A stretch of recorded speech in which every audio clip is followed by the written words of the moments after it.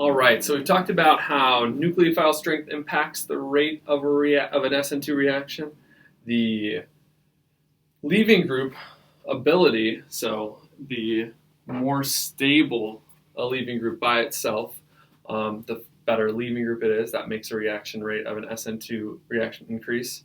And we just talked about how the stereochemistry has an impact, or not the stereochemistry, but the substitution. So a primary leaving group would go faster than a secondary leaving group, and a tertiary leaving group just doesn't even undergo SN2 because it blocks that anti-bonding orbital. So as far as what increases SN2 reaction rate, stronger nucleophile would be one thing.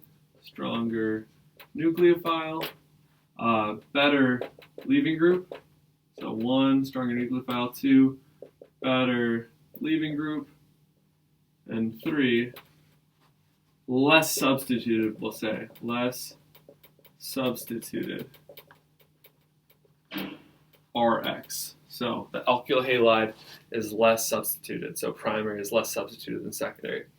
And where we're going now is talking about stereochemistry of an SN2 reaction. So essentially the backside attack, the addition to that anti-bonding orbital, inverts the stereocenter. And we can see that with this example right here. But this example has kind of a weird atom on it, this deuterium.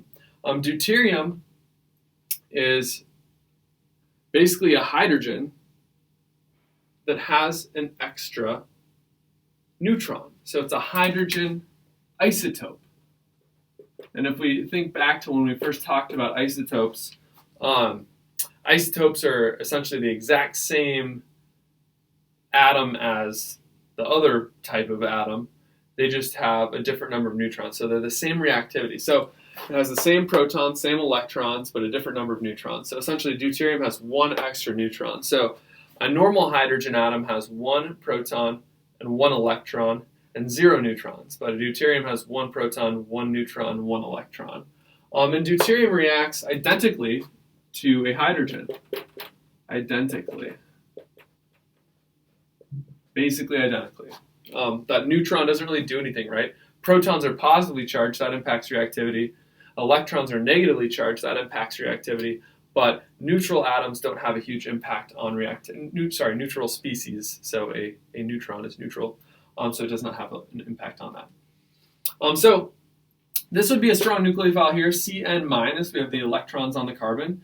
And we have our leaving group, the bromide here. So how would this reaction work? Well, the Cn- is going to add to the back face here, because remember, we have the bonding orbital and the anti-bonding orbital back here.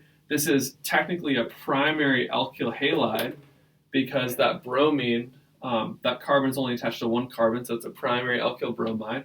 So the nucleophile is going to add to that face, and then the carbon-bromine bond would break to move up there. So let's look at the the transition state structure. So essentially, if we put the 3 carbons in there, there's going to be a partial bond to bromine and a partial bond to that Cn.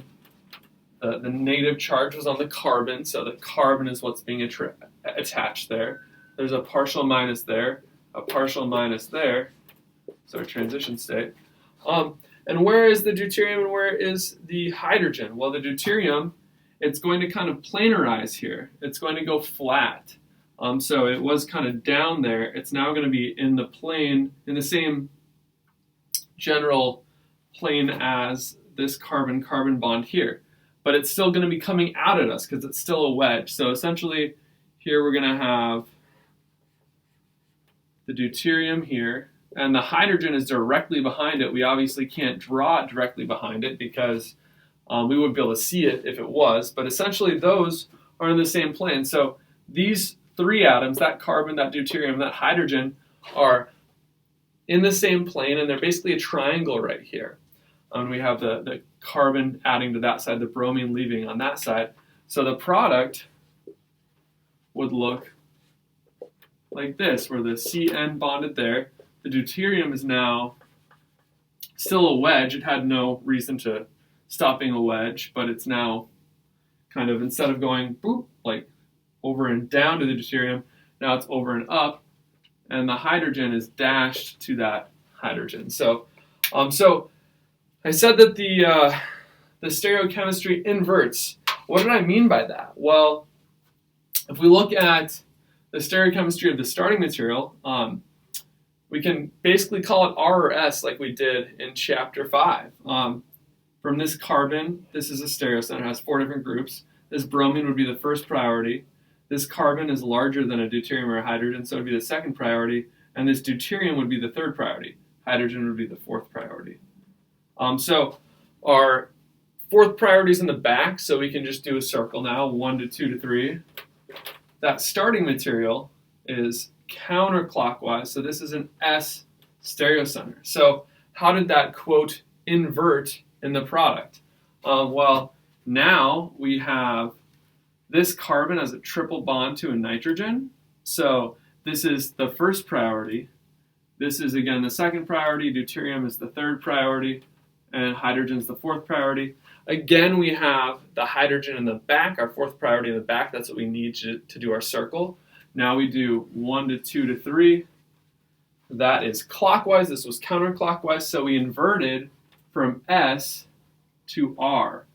And the reason why that inversion takes place is that essentially the carbon-deuterium, carbon-hydrogen bond are essentially going from being cocked like this to totally flat and then flipping to the other side. So essentially they are inverting as the nucleophile has to add to the back face because of that antibonding orbital. So that's how this works as far as the inversion is concerned.